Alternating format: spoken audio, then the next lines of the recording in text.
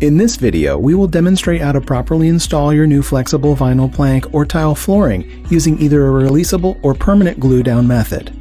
For complete installation details, be sure to consult the instructions that came with your particular flooring. First, let's take a quick look at the tools you'll need.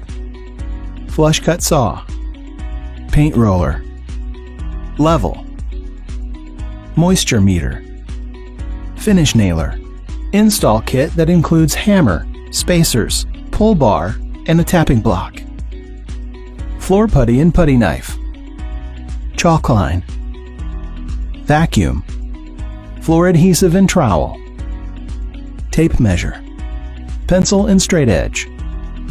Be sure to acclimate your new flooring and adhesive by placing it in the room for at least 48 hours before installation. Optimal temperatures to acclimate, install, and maintain your flooring range from 55 to 85 degrees Fahrenheit. For best results, a successful vinyl floor starts with proper preparation underneath, since imperfections in the subfloor can telegraph to the surface of the new flooring. First, remove any existing flooring and underlayment, correcting any low spots greater than 3/16 of an inch over a 10-foot span or 1/32 of an inch over a 1-foot span. Also fill any cracks or gaps of 3/16 of an inch or wider with a Portland-based cement. Then use a moisture meter to ensure the subfloor is sufficiently dry. Keep in mind, a concrete subfloor will also require a moisture test. Next, using a handsaw or flush cut saw, undercut any door casings as needed. For casings that need to be trimmed, prop the flush cut saw on top of a scrap piece of the new flooring to ensure correct height. Flooring should slide easily under each casing. Vacuum the subfloor thoroughly to remove any debris. Your subfloor should now be flat, smooth, and clean, ready for installation. Porous subfloor surfaces will require an additional step of priming with an acrylic latex primer. Now you're ready to start the installation. Once the subfloor has been prepped, measure the short dimension of the room and divide by the width of the planks, or tiles depending on your particular flooring. Plan ahead to be sure the first and last rows will be at least half the width of the planks. Next, measure the long dimension of the room and divide by the length of the planks, ensuring the first and final planks in each row measure at least 8 inches long. Snap a chalk line along your starting wall so that you have a straight line to work from.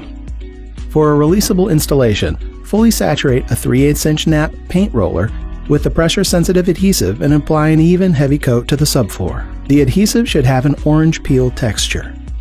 For a permanent installation, use the U-notch trowel to uniformly apply the pressure-sensitive adhesive. Some adhesives will include a clip-on attachment for your trowel with the proper notch size. For either method, wait for the adhesive to dry to the touch, ensuring no adhesive transfers to your fingers before laying the flooring.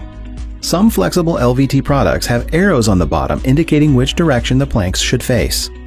Make sure all of the arrows are facing the same direction as you lay the product. Use a straight edge and utility knife to score and snap the plank to length. Once the adhesive is ready, lay the planks in place and smooth the surface. Pro tip: install flooring using planks from several cartons to ensure a more natural blend of colors throughout the floor, and be sure to inspect each plank closely before laying it. Remember, pieces at the beginning and end of each row must measure at least 8 inches long, and joints should be offset by at least 12 inches between rows. Once all the planks are down, use a push broom to work out any air bubbles, moving them out toward the walls. For a permanent installation, finish by rolling the entire floor with a 100-pound roller. You can walk on your new floor immediately after installation, but wait at least 72 hours before wet mopping.